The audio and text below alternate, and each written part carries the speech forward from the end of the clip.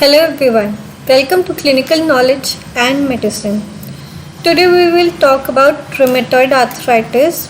We left the topic back with the treatment and diagnosis, so here we are. For diagnosing rheumatoid arthritis, there is a criteria in which these clinical features can be seen, from which there is morning stiffness, arthritis of 3 or more areas. More areas referred to the joint areas, and then arthritis of the hand joint. Rheumatoid nodules will be seen. Symmetrical arthritis means if there is arthritis in one hand, the other hand will also be involved in the same manner. Rheumatoid factors will be seen. Rheumatoid factors like anticyclic citrulline peptide will be seen. Radiological changes of rheumatoid arthritis can be seen on the X-ray, for example, swan neck deformity, Z-line deformity, bottom-ear deformity. Then for the diagnosis of arthritis, with 4 or more criteria from this can be seen. For investigation, raised erythrocyte sedimentation rate, anemia can also be seen, increased level of acute phase proteins and increased plasma viscosity, rheumatoid factor, then anticyclic citrulline peptide antibody will be seen. Radiographs will show the symmetric pattern of involvement of joints, both the hands or leg.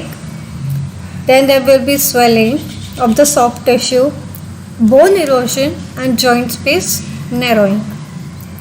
Rarely we can also do the synovial fluid analysis, and synovial biopsy can also be done. Then further, for the management,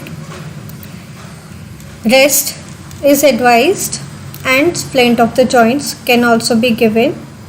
Active and passive physiotherapy also helps in mobilization and prevention of contractures. And exercise play a vital role in this rheumatoid arthritis, but not rigorous exercise is recommended.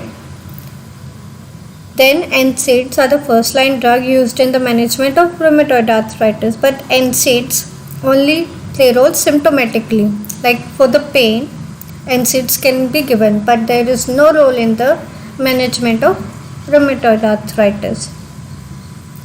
The main drugs which are useful are disease modifying anti-rheumatic drugs, DMARD. These are hydroxychloroquine or chloroquine, oral gold, parenteral gold, D-penicillamine, sulfasalazine, methotrexate or leflunomide. Then DMARD also reduce inflammation and prevent damage to the joints. These drugs further will reduce the inflammation and the further damage to the joints can be prevented, but not reduced or finished completely. Methotrexate starting dose can be given 7.5 to 10 microgram per week orally, but if there is still no response, the drug dose is increased to 20 to 25 milligram per week. Folic acid can also be given once a week. If the patient does not respond to methotrexate, other DMARD are used. Leflunomide or D-penicillamine can be used. Then biological modifier. These agents will block specific immune factor leading to rheumatoid arthritis. These include tumor necrosis factor, alpha interleukin 1 receptor antagonist and CD20 B cell agents. Infliximab dose 3 mg per kg given IV over 2 hours and then repeated every 2 to 6 weeks, then every 8 weeks. Anakinra interleukin 1 receptor blocker, then inhibit immune system, because in rheumatoid arthritis, our own immune immune system will start producing autoantibodies, and which will play a crucial role in the patho of rheumatoid arthritis. So these immunosuppressants are cyclophosphamide and azathioprine. Further, corticosteroids can be given for the disease condition, but steroids itself are harmful for further long run. So steroids use is minimal in this disease, but can also be used. Constitutional symptoms like fever and weight loss can be seen. Then surgical therapy. Total joint replacement can be done. Close or open synovectomy can also be done. And yes, when we are talking about the methotrexate is harmful in pregnancy. So before planning for the pregnancy, females are advised to contact the doctor, and this drug can be replaced with any other DMARDs.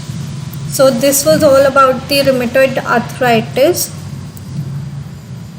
Thank you, and please subscribe the channel.